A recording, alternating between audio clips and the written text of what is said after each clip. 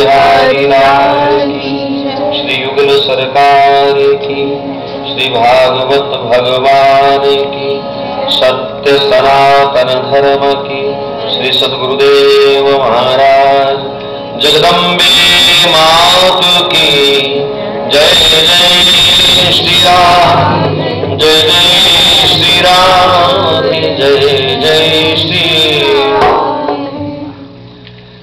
जन्माद्यस्य तनुव्याधितरतश्चार्थेष्वभिज्ञा स्वराट् तेने ब्रह्महृदायादि कवये मुह्यन्ति यत्र सूर्या तेजो वारिमृदां यथा विनिमयो यत्र त्रिसर्गो मृषा धाम्ना स्वेन सदा निरस्तु कुहकं सत्यं परं धीमहि यं प्रव्रजन्तमनुपेतं पेतकृत्यं द्वैपायनो विरह कातरया जुहाव पुत्रेति तन्मयतया सर्वोऽभिनेदूतं सर्वभूतहृदयं मुनिं मानतोऽस्मि।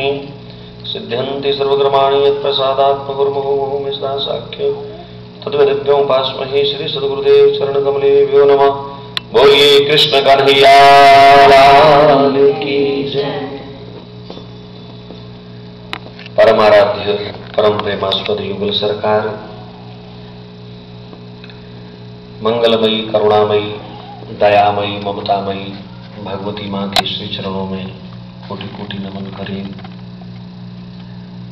इस पावन दरबार में जगमोहन में उपस्थित समस्त भागवत कथा प्रेमी जन, सबके हृदय मंदिर में विराजमान ठाकुर को कोटि कोटि नमन।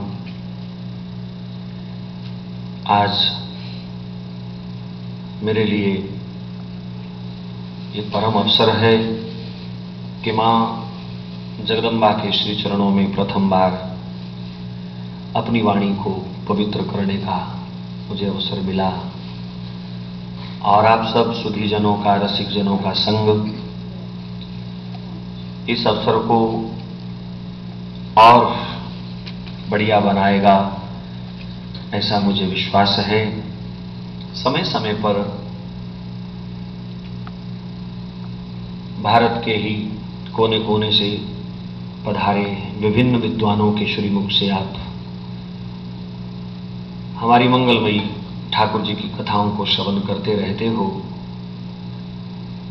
मैं कोई नई कथा कहने नहीं आया, मैं उन्हीं विद्वानों की कही हुई कथा को दोहराने आया हूं अपने भाव से। व्यास उचिष्टम जगत सर्वम, इस जगत के बीच जो कुछ भी ज्ञान है, विज्ञान है, वो सब व्यास जी की ही उचिष्ट प्रसादी है। व्यास जी की ही जूठन हम लोग खाते हैं। वो कला के, वो ज्ञान विज्ञान के, विद्या के किसी भी क्षेत्र में कार्य करने वाला कोई सत्पुरुष क्यों ना हो, वो समस्त कलाएं विश्व के अंदर व्यास जी की ही दी हुई हैं।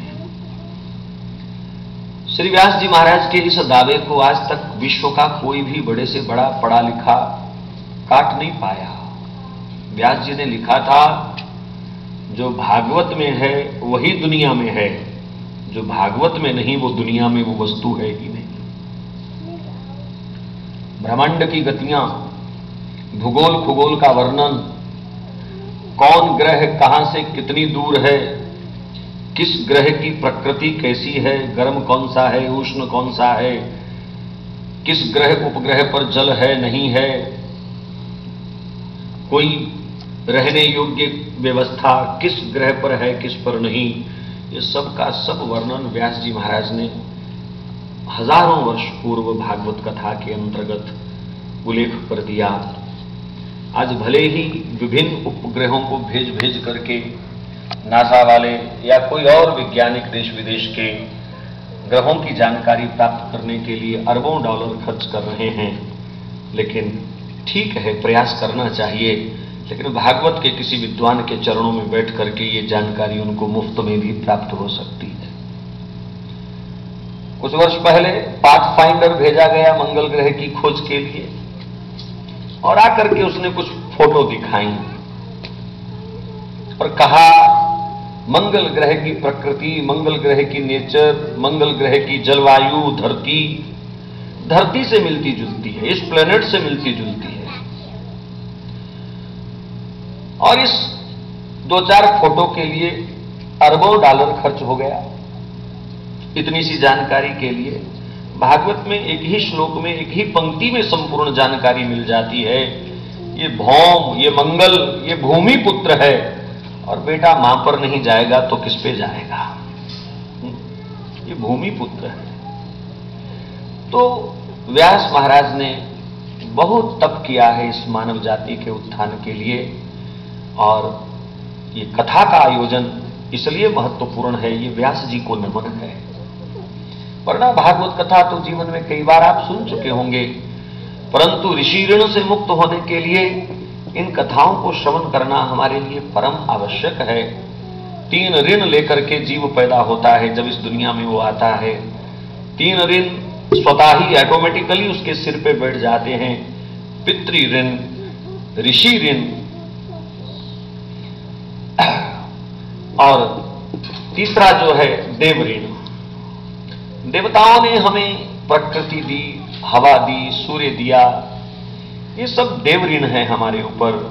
पाठ पूजा करके, ग्रहों की पूजा करके हम देव ऋण से मुक्त होते हैं।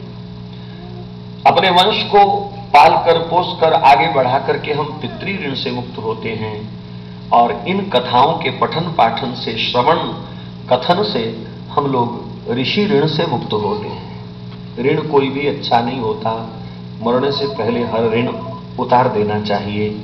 तो ऋषि ऋण उतारने की ये एक बहुत सुंदर प्रथा है, हमारी व्यास पद्धति है कि आमने सामने बैठ करके अपने शास्त्रों का चिंतन किया जाए।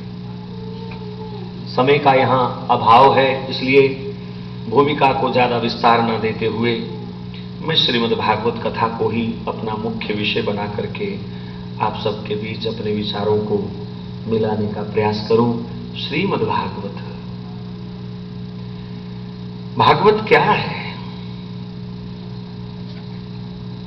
मैं शास्त्र सम्मत अनेक व्याख्याएं दूं, परंतु हमारे व्यवहारिक पक्ष में, प्रैक्टिकल रूप में भागवत का क्या महत्व है, भागवत से हमको क्या मिलता है?